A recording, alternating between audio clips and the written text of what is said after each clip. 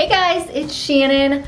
I am going to be using up some of my scrap wood today to create some cute fall farmhouse signs. Let me show you how we're going to do this.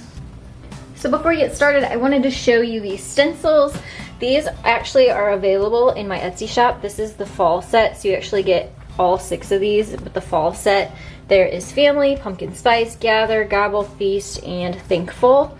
And there's also other holidays like Christmas, Halloween, and then regular everyday ones like Farmhouse and girly ones.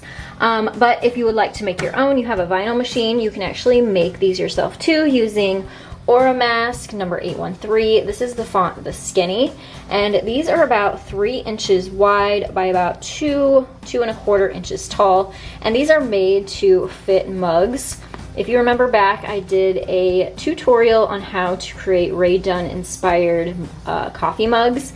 And so whenever you go on my site, that's what you'll see. But you don't have to use these for coffee mugs. You can actually use these for wood signs too and paint over them. So that's kind of a cool feature that you can use these, and they're kind of versatile. And then I've also got a piece of scrap 1x4 here that I'm going to cut down to 4 inches long to accommodate the size of these stencils. Of course, you can make your stencils as tall and as wide as you want. So if you want your sign bigger, you can do that as well. And then I'm actually going to be making these reversible signs. So it's kind of going to be a cool look where you can put one stencil on one side, flip it over, have a completely different look, and add another stencil to the other side. So it'd be kind of cool to use this fall font on one side, and then you could flip it over and have like a Christmas sign on the other side. So that's what we're going to do today. We're going to create some simple and easy reversible farmhouse style wood signs. So let's get started.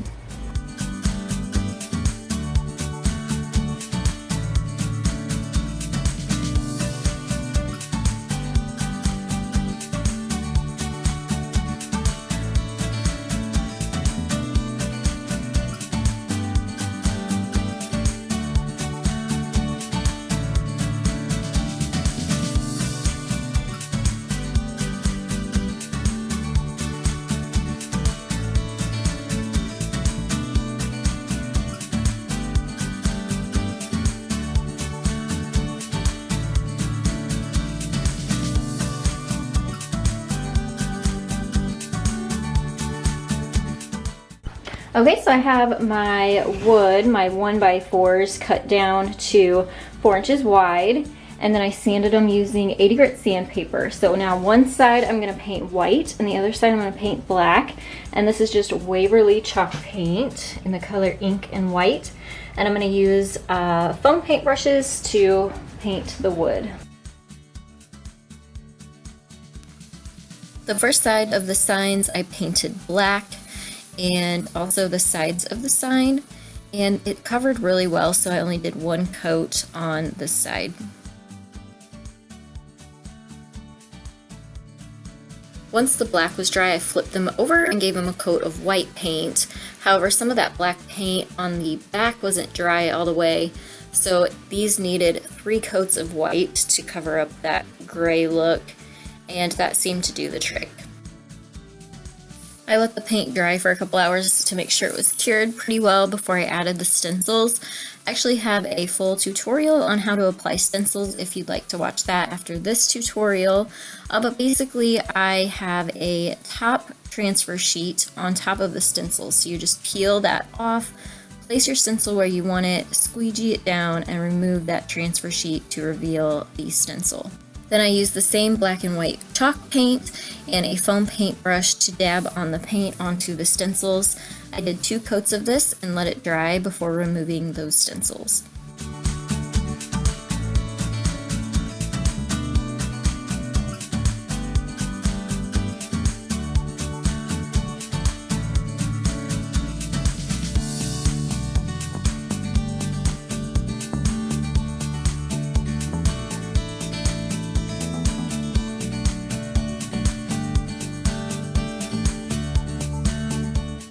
I felt that the white side of the signs needed a little bit more of that rustic look, so I just used my paintbrush and black paint and sort of feathered that around the edges to give it more of a rustic farmhouse look.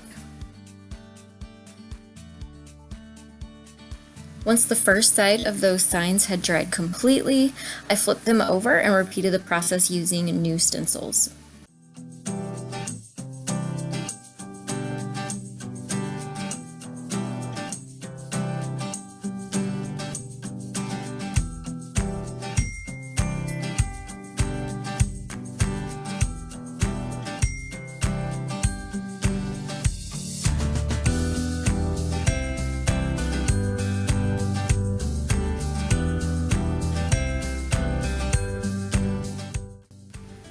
These signs turned out so super cute. I'm so excited to make different ones with different sayings for different holidays and seasons. Let me know in the comments below, what is your favorite word that you would add to your own little sign? I hope this tutorial inspired you. Make sure to give it a thumbs up so I can continue bringing you great DIY tutorials. Share this with your friends and family and inspire them too. Don't forget to hit the subscribe button. I do DIY tutorials every Monday, Wednesday, and Friday. You can hit the bell as well and get notified when my videos go live. I'll have my Etsy shop linked down in the description box below if you're interested in those tutorials. And I want to thank you all so much for watching. I'll see you next time. Bye guys.